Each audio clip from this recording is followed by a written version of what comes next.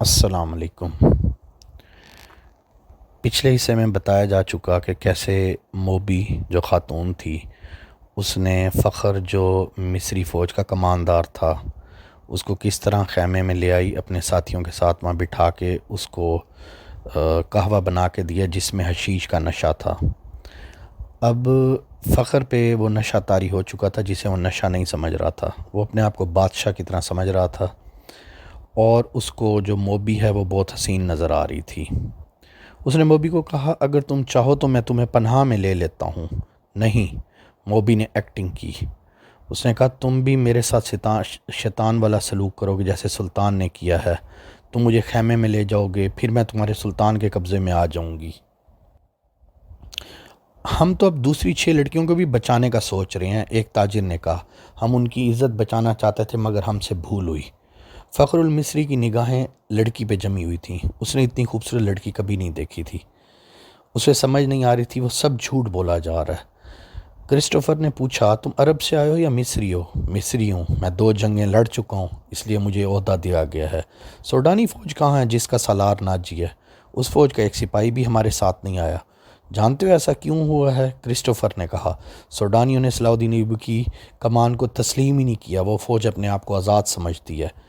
ناجی نے سلطان ایوبی کو بتا دیا تو مصر سے چلے جائیں، کیونکہ وہ غیر ملکی ہیں، اس لیے ایوبی نے مصریوں کی فوج بنائی اور لڑانے کے لیے یہاں لے آیا۔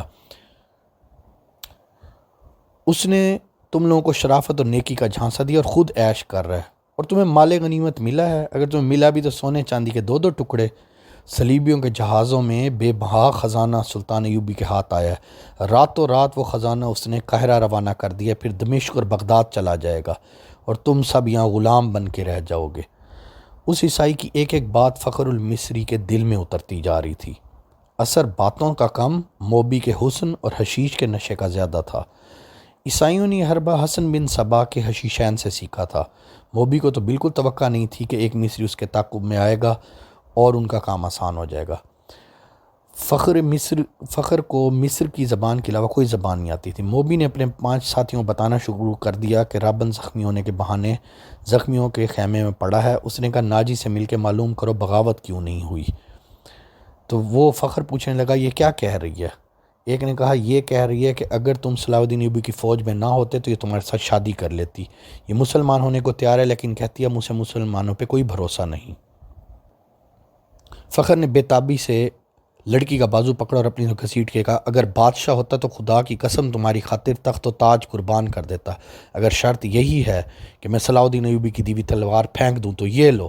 اس نے کمر سے تلوار نکالی اور نیام سے لڑکیوں کے قدموں میں پھینک دی۔ میں اب سے ایوبی کا سپاہی اور کماندار نہیں ہوں، مگر ایک شرط اور بھی ہے۔ میں اپنا مذہب تمہاری خاطر ترک کر دیتی ہوں لیکن ایوبی سے انتقام ضرور لوں گی۔ کیا اسے میرے ہاتھ سے قتل کروانا چاہتی ہو؟ فخر نے پوچھا۔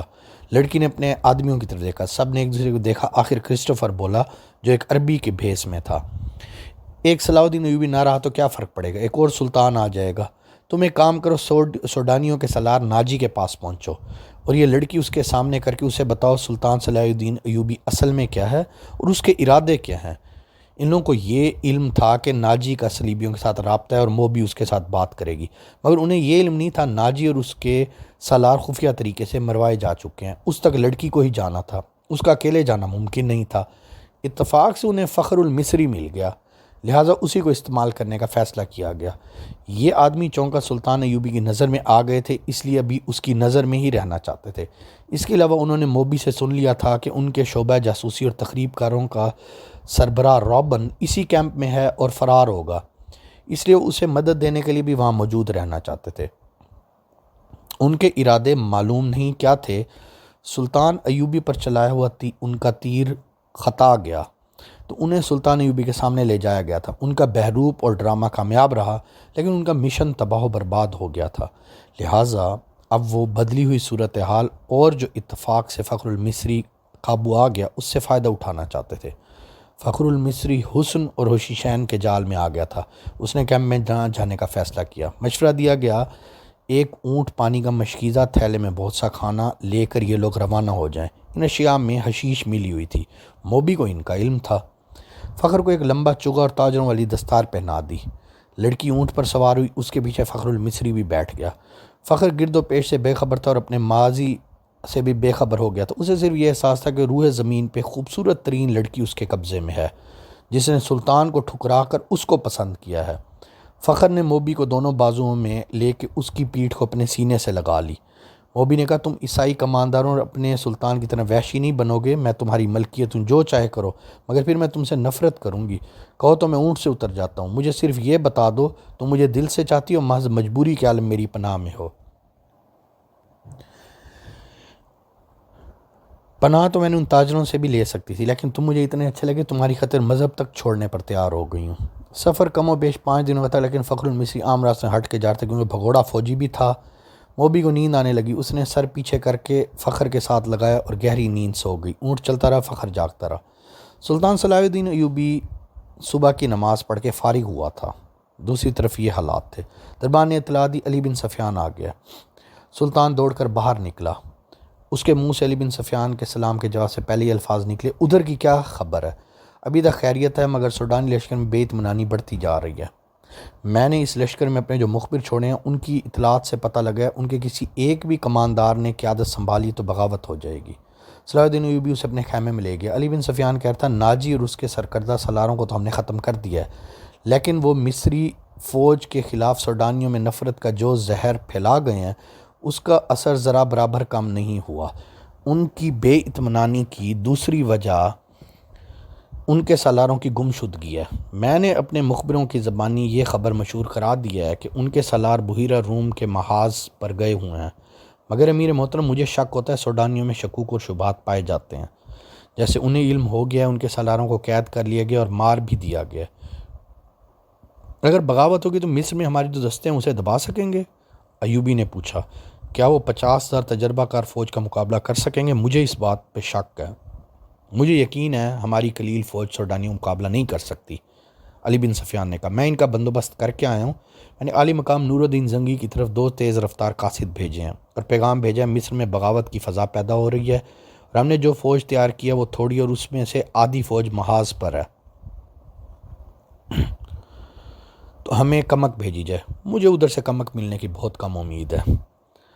پرسوں تک قاصد ایک خبر لایا تھا، زنگی نے فرنیکیوں پر حملہ کر دیا تھا۔ حملہ انہوں نے ہماری مدد کے لیے کیا تھا۔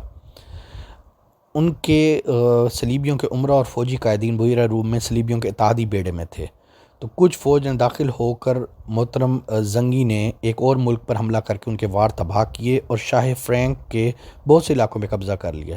انہوں نے صلیبیوں سے کچھ رقم بھی وصول کی ہے۔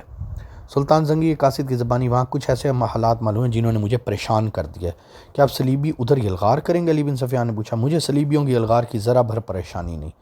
پریشانی ہے کہ کفار کی یلغار کو روکنے والے شراب کے مٹکوں میں ڈوبے ہوئے ہیں، اسلام کے قلعے کے پاسبان حرم میں قید ہیں، عورت کی زلفوں کے اسیر بنے ہوئے ہیں۔ علی چچا اسد الدین شیر کو اسلام کی تاریخ کبھی فراموش نہیں کر سکے۔ کاش آج وہ زندہ ہوتے، میدان جنگ مجھے وہی لائے تھے۔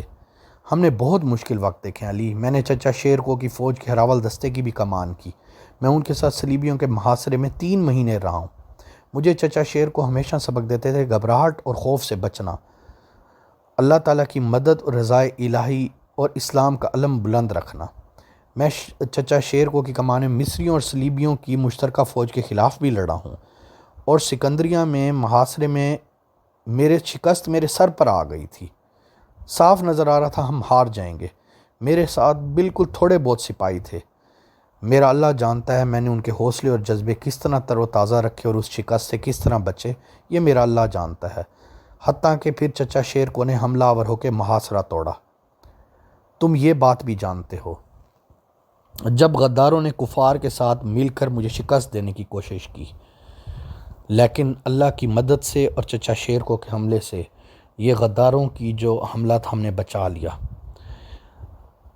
کسی بھی میدان میں نہیں گھبرایا۔ تمہیں پتہ ہے غدار کب پیدا ہوتے ہیں؟ غدار تب پیدا ہوتے ہیں جب خلافت کمزور ہو جاتی ہے۔ غداروں کو نظر آنا شروع ہو جاتا ہے کہ کس طرح وہ بادشاہت پہ قبضہ کر سکتے ہیں، اور ایک جاسوس ہزاروں فوجیوں کے مقابلے میں ہمیں اندر کی خبریں لا کے غداروں کے بارے میں بتاتا ہے، تو جاسوسوں کے ذریعے ہی جنگ جیتی جا سکتی ہے۔ اس سے آگے کیا ہوا، اس کے واقعات اگلے حصے میں آپ کو بتائے جائیں گے۔